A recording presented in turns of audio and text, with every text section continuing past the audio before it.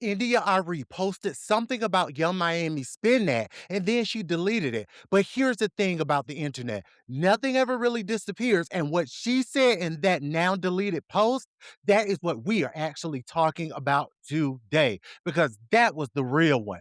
Stay with me after the intro, because this just got a lot more layered than just a debate about a song.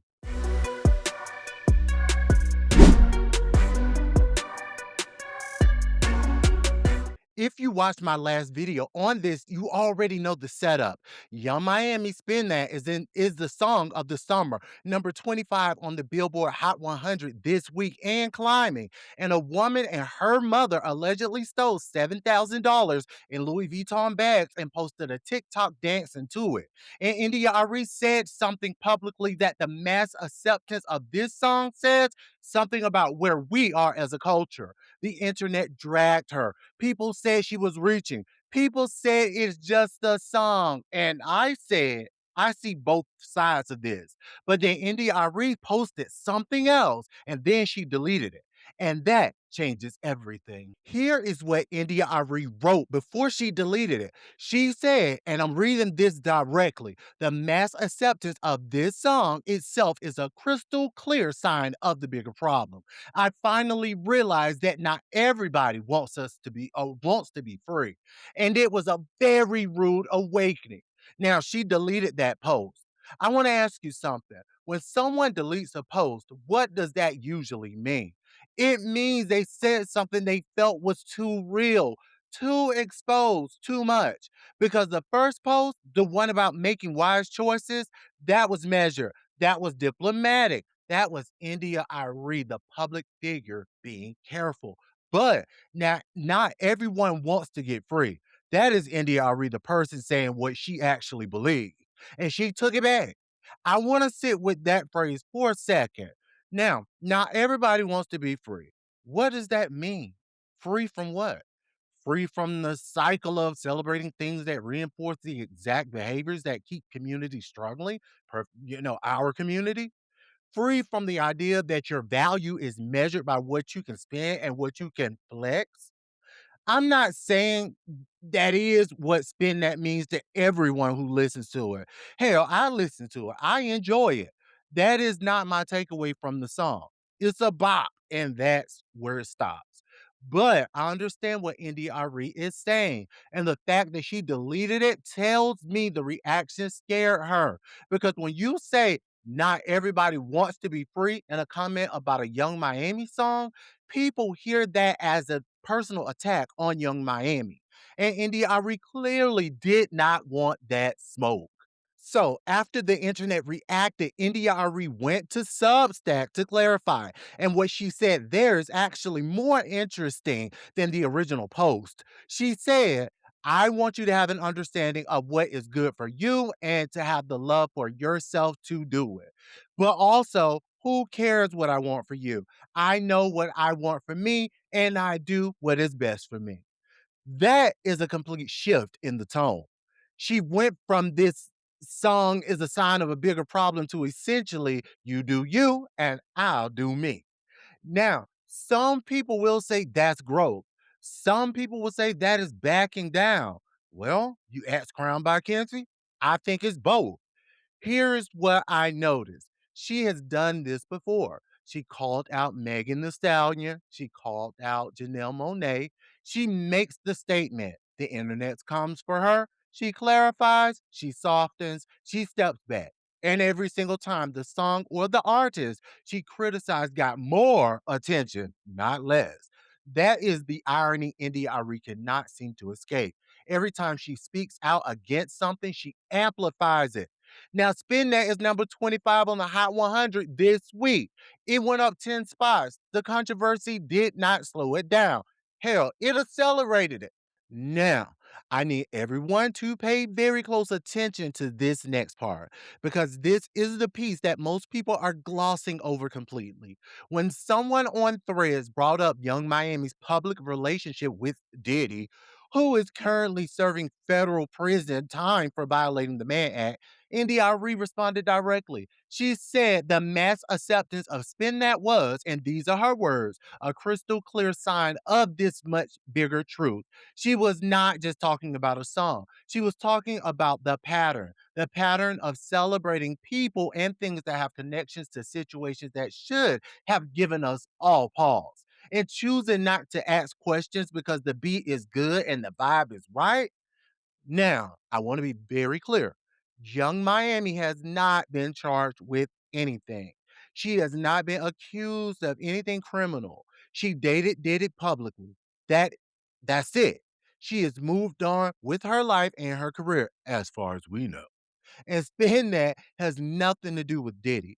But Arie's point is bigger than the song. She is asking, at what point do we start connecting the dots? At what point does the conversation about what we celebrate and what we normalize extend beyond the lyrics? I'm not here to answer that question for y'all. That is above my pay grade. And frankly, it's above y'all's too. But I will say this, when a Grammy winning artist with nothing to gain publicly connects these dots and then deletes the post, that tells you something about how loaded that connection really is. And I think that deleted post was the most honest thing said in this entire debate. Now, while all of this was happening, the producer of Spin That, Jay White, did it, went into the studio and he remixed Spin That with Arie's classic song video. Y'all know, I'm not from the y'all know. Anyway, Young Miami commented, Jay White turned me up with fire emojis. Now, let me explain why this is the most creative clapback in this entire situation.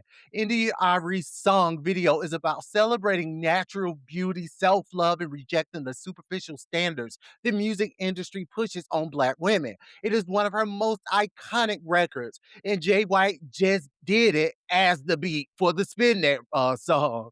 The irony is almost poetic. He took her legacy, the song that represents everything she stands for, and remixed it with the song she has a problem with. And Young Miami co-signed it immediately. And then Keri Hilson posted, if music can heal, music can harm too.